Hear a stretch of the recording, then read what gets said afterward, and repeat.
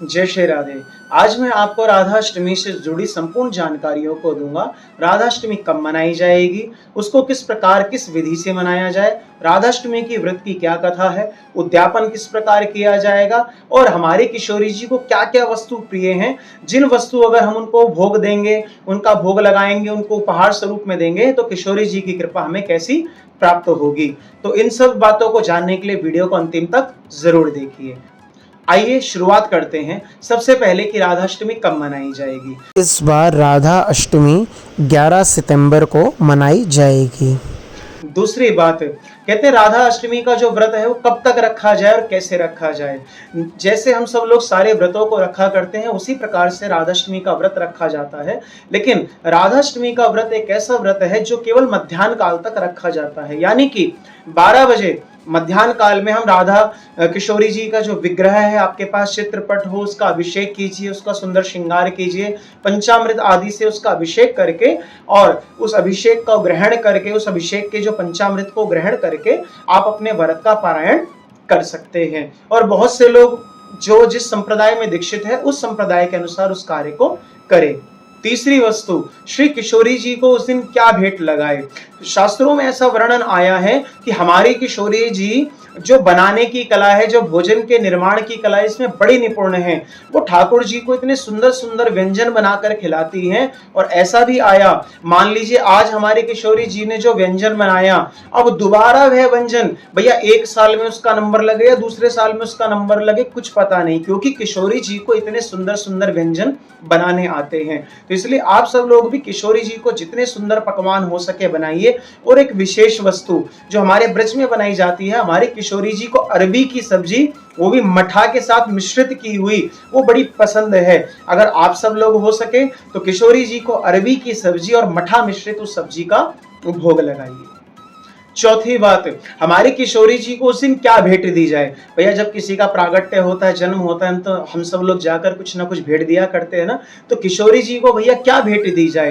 तो किशोरी जी को भैया सबसे परम प्रिय क्या है, श्री ठाकुर जी का, भगवान श्री कृष्ण का नाम। इसलिए जब किशोरी जी का प्रागट्य हो उस समय जितना हो सके हरिनाम संकीर्तन कीजिए, जितना हो सके सुंदर भजनों को, कीर्तनों को, श्री ठाकुर जी के नाम को उनको सुनाइए। उसी नाम से किशोरी जी हमारे ऊपर इतनी प्रसन्न हो जाएंगी। और कहते हैं विशेष रूप से श्री किशोरी जी को एक बांसुरी गिफ्ट कीजिए, उनको उपहार स्वरूप दीजिए, क्योंकि जितना प्रेम वो हमारे श्री कृष्ण ठाकुर जी से करते हैं उतना ही प्रेम उनको वंशी से भी करती हैं। इसलिए हो सके तो वंशी को आप सभी लोग उनको अवश्य भेंट करें। कई लोगों के सवाल आते हैं, हमारे घर में तो लड्डू गोपाल जी है, हम राधाष्टमी कैसी बनाएं। तो बहुत से लोग क्या करते हैं, हमारे सुंदर लाल जी का, लड्डू गोपाल का श्रृंगार किशोरी जी की तरह करके और राधाष्टमी के उस उत्सव को मनाते हैं। या बहुत से लोग चाहते हो कि हम अपने घर में भैया राधा जी को जो विग्रह है, जैसे लड्डू गोपाल जी का विग्रह आता है वैसा ही राधा रानी का विग्रह कब लेकर आए। तो भैया राधाष्टमी की जो तिथि है वो बहुत ही बढ़िया है। उस तिथि को आप लड्डू गोपाल के साथ साथ किशोरी जी को भी लाकर विराजमान करके उस उत्सव महोत्सव को मना सकते हैं। आइए अब हम सब लोग श्री राधा रानी की जो व्रत की कथा है उसको श्रवण करते हैं। कहते हैं ये बात पद्म पुराण में आई है, किस प्रकार राधाष्टमी का व्रत सर्वप्रथम किया गया। एक लीलावती नाम की स्त्री थी जो देखने में बहुत ही सुंदर थी। और कई बार होता है जो सुंदरता होती है वो हमसे अलग कई प्रकार के कुकृत्य करवा देती है।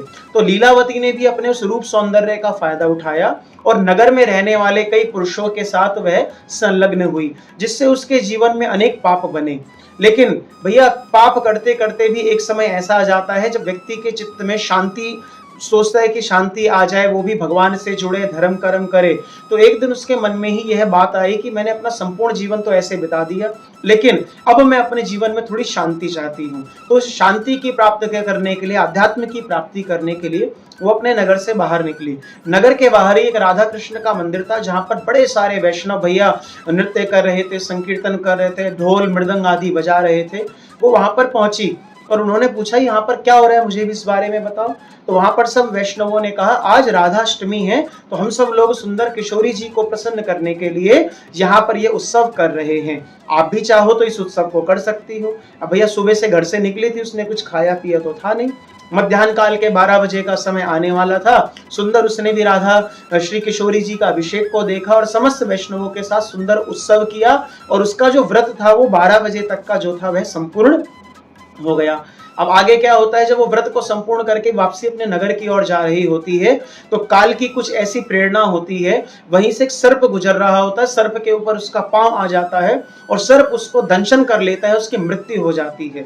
और जैसे ही मृत्यु होती है, जो भैया काल के यमराज के जो दूत हैं उसको पकड़ कर लेकर जाने लगते हैं, उसके गले में कैलाश बांधकर उसको लेकर जाने लगते हैं। तो क्या होता है, उसी समय एक दिव्य रथ पर कहते हैं भगवान के द्वारा भेजे गए 4 पार्षद आते हैं और वह उस पाश को काट देते हैं और उस स्त्री को उस रथ में बिठा करके गोलोक धाम लेकर के जाते हैं। उस स्त्री ने अपने जीवन में कोई और पुण्य नहीं किए, लेकिन उसने क्या किया, केवल एक राधाष्टमी का व्रत किया, जिस व्रत को करने से उसको अंतिम में गोलोक की प्राप्ति हुई। अगर आप सब लोग भी भगवान के सुंदर गोलोक की प्राप्ति चाहते हो तो राधाष्टमी के व्रत को जरूर करो, क्योंकि शास्त्रों में ऐसा निवेदन किया गया है, कोई व्यक्ति 1000 निराजली, कहते ना भैया व्रत किस प्रकार, निराजली एकादशी रखे कि जल को भी ग्रहण ना करे, उस 1000 का 100 गुना कर दो भैया, कितना हो गया, 1,00,000 गुना।